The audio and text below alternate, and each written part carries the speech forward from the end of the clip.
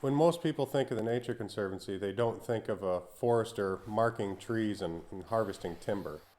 John Fosgett is tagging trees in Michigan's Upper Peninsula.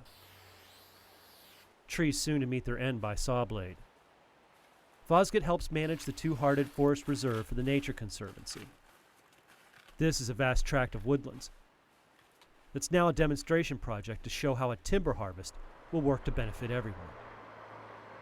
Can you have conservation value in a managed forest too? So the hypothesis is that through utilizing the techniques that we're developing, we can have a healthy, diverse forest and still provide a sustainable source of timber and jobs to the economy in Michigan. The northern forests mean billions of dollars each year from the lumber, wood pulp for paper, even firewood for local residents.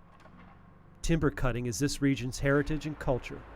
It goes back 170 years.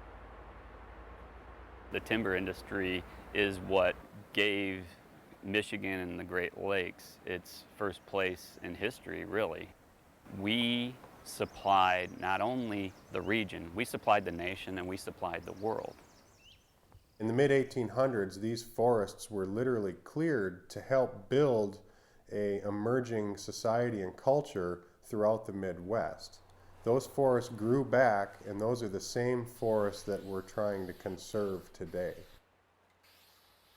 What you saw during the period of the 19th century is we completely depleted our northern forests across the entire state of Michigan, which led to everything from the silting in of our rivers and the extirpation of many species, including some charismatic species like the grayling. We had the only Midwest population of Arctic grayling in the Great Lakes.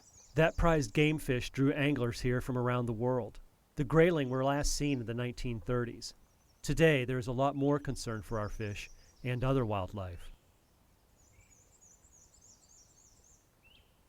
When we first set about our conservation work on the Two-Hearted River watershed, we quickly realized that road stream crossings pose a significant threat to the health of the watershed.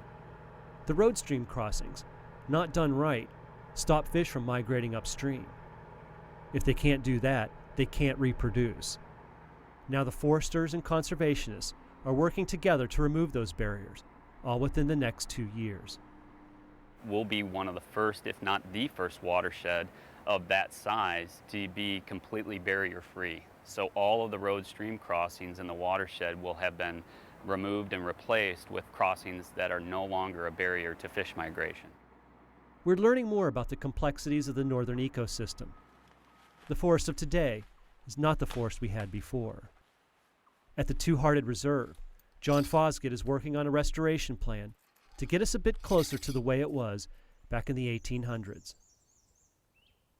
We know that through past management, our forests have lost a certain degree of their diversity. So we're putting seed trees on the ground in the Two-Hearted. We're creating canopy gaps to try to encourage the growth of mid-tolerant tree species such as yellow birch. The research here goes beyond sustainable timber harvests or better fisheries. It's much bigger than that. A single tree can hold hundreds of gallons of water. Multiply that by the millions and millions of trees.